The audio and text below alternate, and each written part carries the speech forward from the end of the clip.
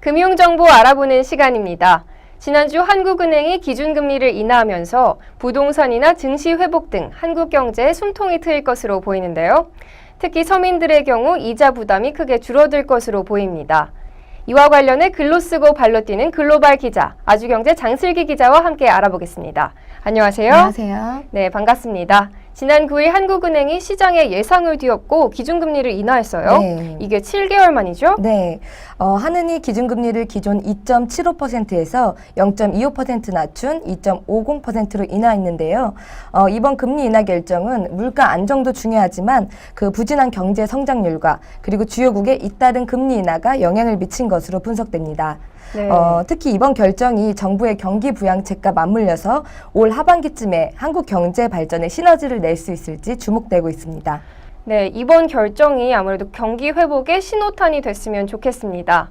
아무래도 금리가 인하된 만큼 이자 부담이 줄어들 것 같은데요. 이자 부담이 얼마나 주는 건가요?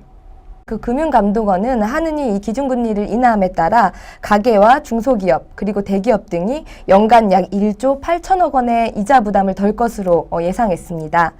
가계대출은 458조 8천억 원 중에 76%가 변동금리 대출이고요.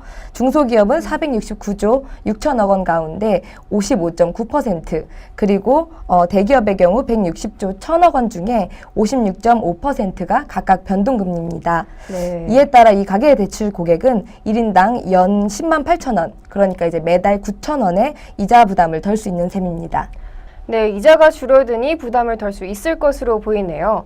그런가 하면 은행의 경우에는 아무래도 수익이 줄어들겠어요? 네, 물론입니다.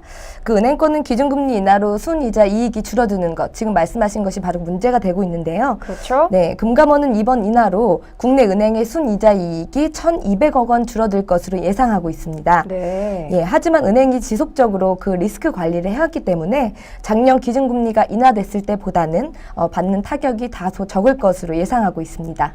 네, 은행들의 지속적인 금리 리스크 관리로 타격이 조금 적다고 하니 정말 다행인데요. 그런데 예금 고객들의 경우에는 어떤가요? 아무래도 받을 수 있는 이자가 줄어들겠죠? 네, 그렇죠.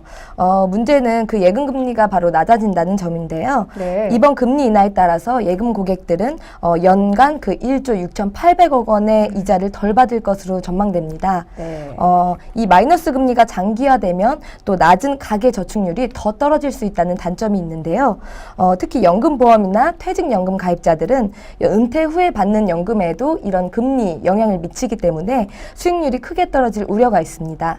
네, 그렇군요. 아무래도 이번 금리 인하로 가계 이자 부담은 줄어들 수도 있겠지만 연금이나 예금의 경우는 수익이 줄어들어서 양면성을 지니고 있겠네요. 네, 그렇죠. 소비자들의 주의가 필요할 것 같은데요. 네, 기준금리 인하로 이 기업들은 재원 조달이나 운용에 한결 여유가 생길 수 있고요. 네. 그만큼 또 투자 여력이 늘겠지만 재테크를 하는 소비자 입장에서는 조금 어려움이 있을 수 있습니다. 저금리 시대에 부합한 재테크를 모색하는 것도 좀 필요하고요. 금융사도 이런 상황에 맞는 다양한 상품 출시를 고려해야 할 그런 시점인 것 같습니다. 저금리 시대에 어떤 재테크가 가장 효과적일지 고민해봐야 할 것 같습니다. 이번 금리 인하를 두고 하는 내부적으로는 물론 금융권에서 여러 가지 말들이 많습니다. 정부의 경기 부양책이 이번 금리 인하 정책과 시너지를 낼 수 있도록 노력하는 것이 중요할 것 같습니다. 오늘 저희가 준비한 정보는 여기까지고요. 다음 주에 더 새로운 정보로 찾아뵙겠습니다. 고맙습니다. 감사합니다. 네, 고맙습니다.